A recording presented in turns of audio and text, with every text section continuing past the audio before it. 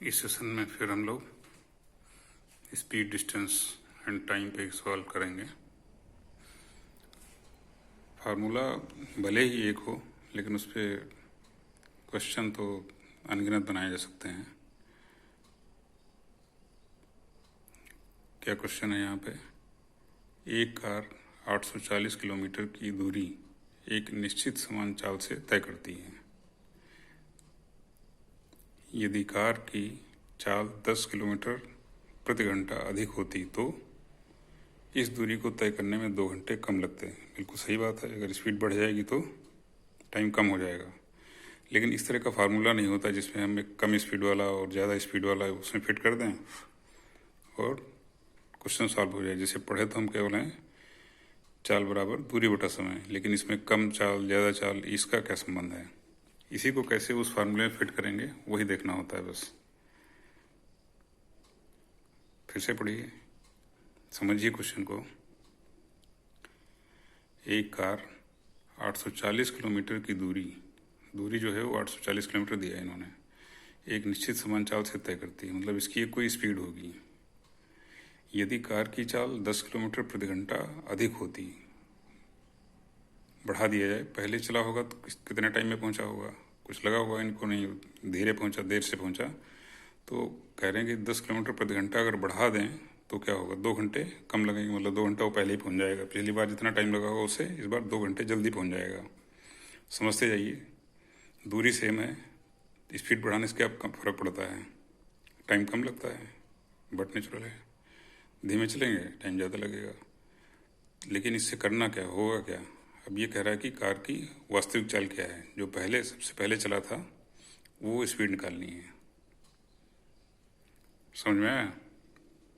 2 बार चला है, एक बार चला है तो जो समय लगा, फिर दोबारा चला है तब स्पीड 10 किलोमीटर बढ़ा के चला है, तो एक बार स्पीड कुछ होगी, वो स्पीड मान लो पी थी पहले वाली।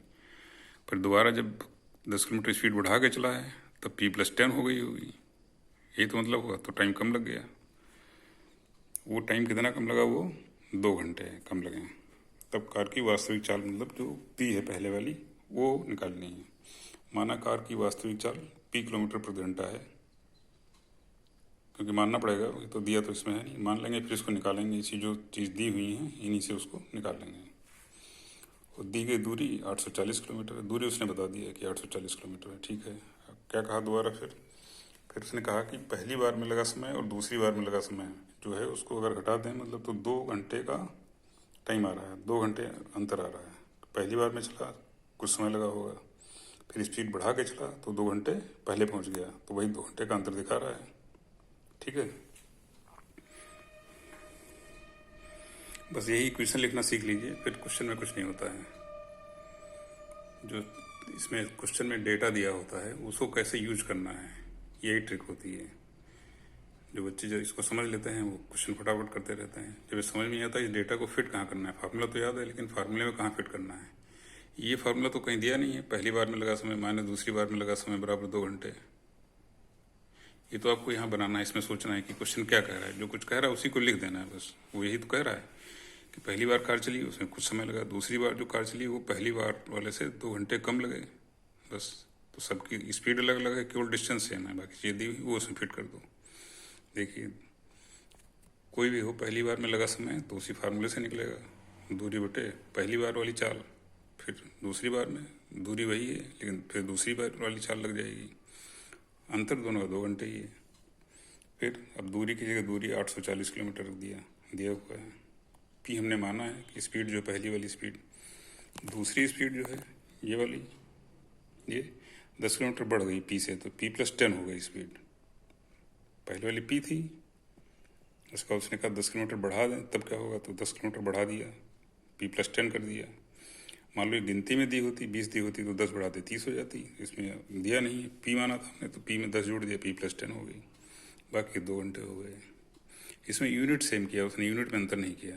जैसे मान लो घंटे को मिनट में कर देता तो फिर मैं इसको घंटे में चेंज करना पड़ता। अब इसमें किलोमीटर किलोमीटर घंटे, किलोमीटर किलोमीटर घंटे घंटे, तो यूनिट टाइम की यूनिट सेम है, किलोमीटर जो है वो लंबाई की यूनिट सेम है दूरी की, तो उसमें कोई चेंज करने की ज़रूरत नहीं है। ठीक है, यहाँ तक आ गया समझ? इस फार्मूले कोडिंग से देखिए और क्वेश्चन को पढ़िए, इससे रिलेट कर लीजिए ये कैसे क्वेश्चन बना दिया। यही अगर फार्मूला पता चल जाएगा जिसको, वो कर लेगा क्वेश्चन। समय को निकाल लिया, वही चाल बराबर दूरी बटे समय से, तो समय बराबर दूरी बटे चाल हो गया, लिख लिया। चाल वही रखनी जो संबंधित चाल है, जो पहली बार वाली जो पहला वाला टर्म है इसमें पहली चाल रखनी है, दूसरा वाला टर्म में दूसरी चाल रखनी है, समय का अंतर यहाँ रखना है। ये 2 घंटे आ गया। अब क्या करना है, इसको सॉल्व करना है। सॉल्यूशन को तो कर लेंगे आप लोग, उसमें कोई ट्रिक नहीं है। 840 बटे पी माइनस 840 बटे पी प्लस 10 इक्वल टू 2/1। अब दोनों साइड में 2 से भाग कर दीजिए, तो 840 से भाग करेंगे तो 420 हो जाएगा, उधर 2 में भाग करेंगे तो 1 हो जाएगा। आपके पास ये आ गई इक्वेशन।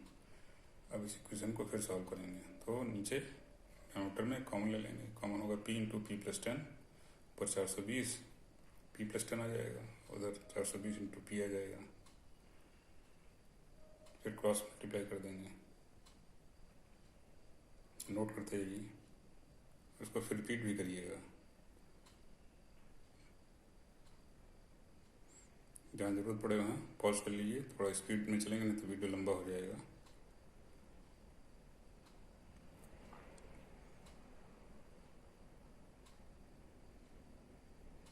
स्पीड कैलकुलेशन की स्पीड बढ़ाते रहिए, पहाड़ा याद करते रहिए, टेबल याद करते रहिए। ये जो नए नए फॉर्मूले इसमें बन जाते हैं, इनको बीच बीच में देख लिया करिए, रिवाइज कर लिया करिए।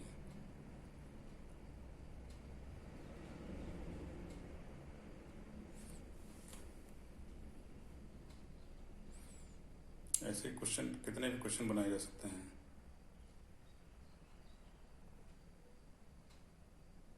यहाँ पे देखिए 2 आपके पास ब्रैकेट आ गए, एक में आ गया p प्लस 70, दूसरे में आ गया p माइनस 60 इक्वल टू 0। जब इन दोनों में से या तो p प्लस 70 0 हो तो ये इक्वेशन 0 आ जाएगी, या p माइनस 60 0 हो तो 0 आ जाएगी। हम दोनों मानते हैं। मान लो पहली कंडीशन है कि p प्लस 70 0 है।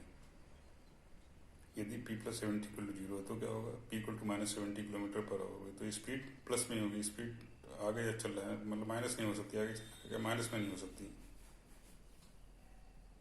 यदि p माइनस 60 इक्वल टू 0 है तो p इक्वल टू 60 किलोमीटर, ये पॉजिटिव आ गई स्पीड। चलेगा तो स्पीड कुछ ना कुछ आएगी, माइनस में नहीं चलेगी। मतलब चलने पे माइनस में कैसे हो जाए, खड़े रहो तो स्पीड 0 है, और माइनस स्पीड का क्या मतलब, कोई मीनिंग नहीं है। इसलिए जो है वो माइनस वाला टर्म नहीं होगा, p equal to 60 kilometre per hour, ये आपका आंसर हो गया। अब यहाँ से फिर देख सकते हैं,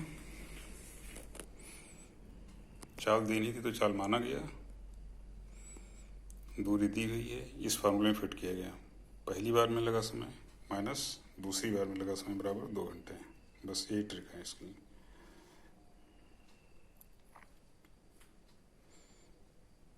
उसने कहा भी दोनों टाइम का अंतर और स्पीड बढ़ाने में, इन दोनों को घटाने में अंतर, पहली बार का समय दूसरी बार का समय में आगे किसको आगे लिखना है, किसको पीछे लिखना है, किसमें किसको घटाना है, ये स्पीड पे डिपेंड करेगा। क्योंकि डिस्टेंस सेम है, तो जिसकी स्पीड ज़्यादा होगी उसमें टाइम कम लगेगा, उसी को घटा देंगे।